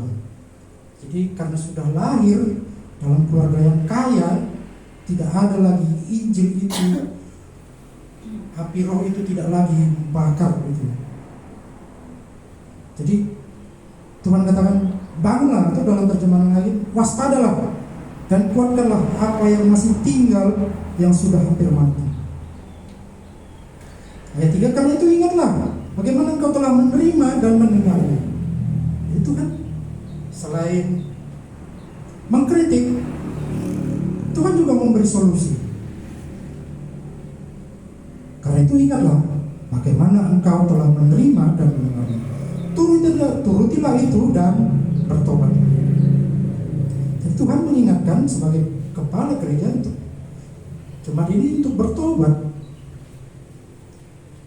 Karena jikalau engkau tidak berjaga-jaga, aku akan datang seperti pencuri, dan engkau tidak tahu pada waktu manakah aku tiba-tiba datang kepadamu. Ya ini bukan peristiwa Yesus datang kedua kali ya. Yesus bisa saja menemui siapapun, sama seperti Yesus menemui Paulus kan. Bukan artinya di situ Yesus datang kedua kali.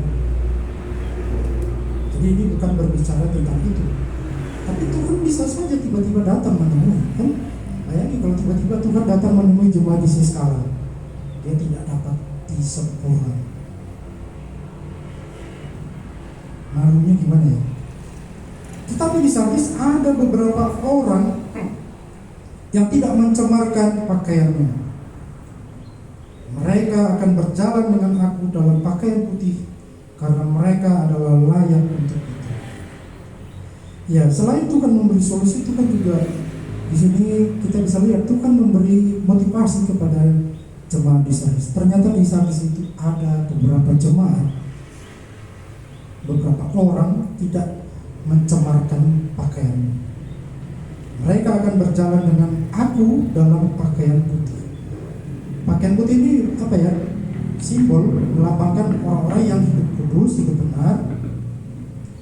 Jadi nampak begitu kehidupan orang-orang yang berjalan dengan Tuhan, dan mereka dianggap layak untuk itu, sama seperti Yesus dianggap layak untuk mati di Yerusalem, menjadi korban pengganti kita.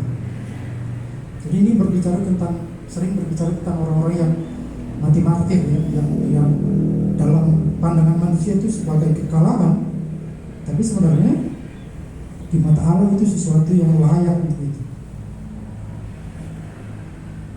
Barang siapa menang, ayat 5, ia akan dikenakan pakaian putih yang demikian. Jadi Tuhan akan memberikan upah pakaian putih yang demikian. Aku tidak akan menghapus namanya dari kitab kehidupan, melainkan aku akan mengaku namanya di hadapan Bapakku dan di hadapan para malaikatnya. Ya, ini sekali lagi bukan berbicara tentang bahwa keselamatan itu ketika namanya sudah tercatat dalam kehidupan bisa dihapus. Ini bukan berbicara tentang itu ya. Kultur budaya bangsa Roma itu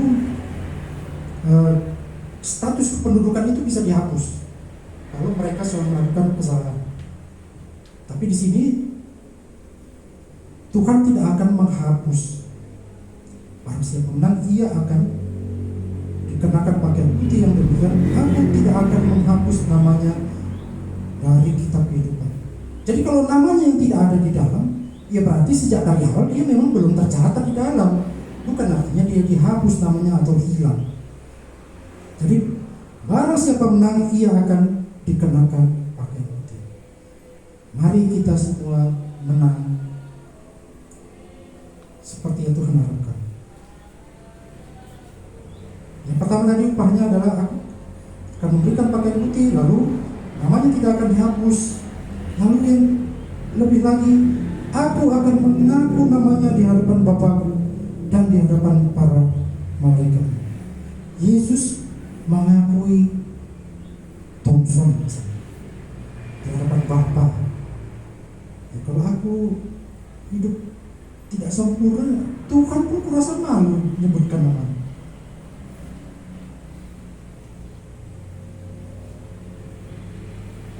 Ya, ini adalah janji yang Yesus katakan. Ayat 6, siapa bertelinga hendaklah ia mendengarkan apa yang dikatakan Roh kepada jemaat-jemaat. Jadi Roh Allah berbicara kepada Yohanes ya, untuk menuliskan surat-surat kepada jemaat-jemaat yang ada di Asia, untuk berbicara kepada para malaikat atau para gembala untuk mengingatkan jemaat-jemaatnya. Jadi jemaat ini memiliki rating yang paling rendah saya bilang tadi, karena mereka memang tidak ada pujian sama sekali. Tapi Tuhan tetap mengasihi jemaat ini. Ya, kalau mereka tidak bertobat, mereka tidak menang, ya kita jangan heran kalau gereja akan beralih fungsi menjadi mall, menjadi tempat-tempat yang lain seperti kita dengar berita-berita ya. Ini kan sesuatu yang mengerikan. Gereja yang mati itu kan seperti kuburan. Secara gereja, secara jemaat juga disebut gereja. Jemaat kalau tidak menang, ya dia akan disebut mati. Ya, Allah tidak bisa dibohongi, dia tidak bisa ditipu dengan topeng-topeng pelayanan yang kita kerjakan. Makanya mari kita mulai introspeksi diri. Apakah pelayanan-pelayanan yang kita kerjakan itu sudah sempurna? Motivasinya hanya untuk memuliakan Allah? Tidak ada motivasi terselubung? Tidak ada dosa-dosa yang lain mengikuti pelayanan itu. Ini semalam baru melakukan dosa ke khotbah, itu kan mengerikan. Jadi pekerjaan itu tidak sempurna.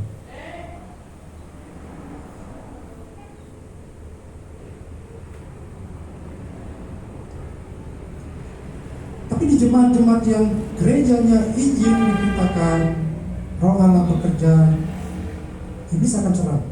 Banyak pergumulan terjadi. Jadi sudah siap? Di tempat ini kan diberitakan kebenaran firman Tuhan. Iblis tidak akan senang. Nama Ibu bersaksi. Ibu sakit, dia juga kurang sehat, dia bertugas minggu ini. Jadi ada hal-hal yang ya Tuhan izinkan terjadi. Saya kemarin mau sekolah ngantar anak-anak, hampir kecelakaan karena ada anak-anak yang ugal-ugalan, anak-anak perempuan nih, nggak pakai helm, ugal-ugalan. Jadi banyak kejadian-kejadian yang kadang-kadang mau mencelakakan kita. Respon kita pada waktu itu gimana? Saya spontan, woi saya bilang, nyawa ini urusannya.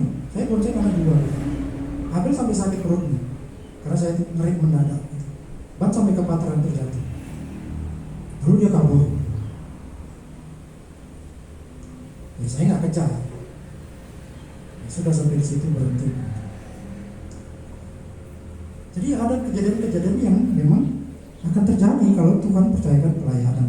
Saya nggak tahu teman-teman tadi gimana, apa yang terjadi, pergumulan apa, saya nggak tahu. Tapi saya yakin kita semua punya pergumulan. Jadi mari kita anggap itu bagian dari Allah mau menilai kita, ini kerjaan kita sempurna atau enggak. Kan segala sesuatu aku tahu katanya. Tuhan tahu. Tuhan nggak pernah nggak tahu. Mau sakit, masalah ekonomi, orang tua, sekolah, Tuhan tahu. Ini tadi mau mendaftar, ya Tuhan tahu. Jadi Tuhan tidak ada yang tidak tahu. Dia tahu dan dia akan beri jalan keluar. Ya, kalau Tuhan beri jalan keluar, tapi kita sudah dalam prosesnya bersungguh-sungguh kan, sukacitanya nggak penuh kan?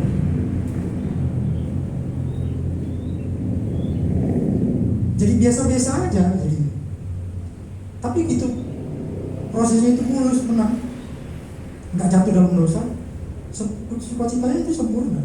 Jadi bukan Tuhan saja yang menganggap pelayanan itu sempurna, tapi kita juga sempurna, penuh sukacitanya. Ya, baik, itu yang bisa saya sampaikan.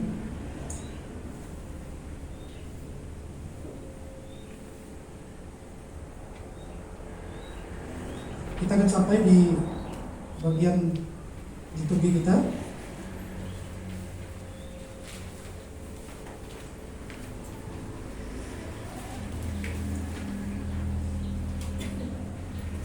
Jemaat, silahkan berdiri. Kita akan sampai di komitmen kemuridan nomor 13.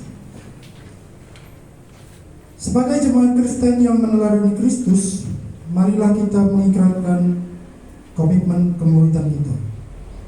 Kami bersaksi bahwa tidak seorang pun dapat sungguh-sungguh mengenal Kristus kecuali dia yang mengikutinya setiap hari dalam kehidupannya. Dan sebagai bagian dari gereja yang am, marilah kita bersama-sama dengan gereja-gereja di sepanjang segala abad dan tempat kita mengikrarkan pengakuan iman berasal. Aku percaya kepada Allah, Bapa yang Maha Kuasa, Khalik langit dan bumi, dan kepada Yesus Kristus, anaknya yang tunggal, Tuhan kita yang dikandung daripada Roh Kudus, lahir dari anak darah Maria, yang menderita sengsara di bawah pemerintahan Pontius Pilatus, disalibkan, mati dan dikuburkan, turun ke dalam alam maut, pada hari yang ketiga bangkit pula dari antara orang mati, naik ke surga, duduk di sebelah kanan Allah, Bapa yang Maha Kuasa, dan dari sana Ia akan datang kembali untuk menghakimi orang yang hidup dan yang mati. Aku percaya kepada Roh Kudus, gereja yang kudus dan am, persekutuan orang kudus, pengampunan dosa, kebangkitan orang mati, dan hidup yang kekal. Amin. Iman yang dikaruniakan tidak akan pernah pudar, maka persembahkanlah tubuhmu sebagai persembahan yang hidup, yang kudus, dan yang berkenan kepada Allah. Itulah ibadahmu yang sejati. ya demi Kristus dan sesama. Beritakanlah tentang pertobatan dan pengampunan dosa kepada segala bangsa. Ya demi Kristus dan sesama. Jemaat, pulanglah dalam damai sejahtera dan terimalah berkat Tuhan. Tuhan memberkati engkau dan melindungi engkau. Tuhan menyinari engkau dengan wajah-Nya dan memberi engkau kasih karunia. Tuhan menghadapkan wajah-Nya kepadamu dan memberi engkau damai sejahtera. Amin. Kepada Allah.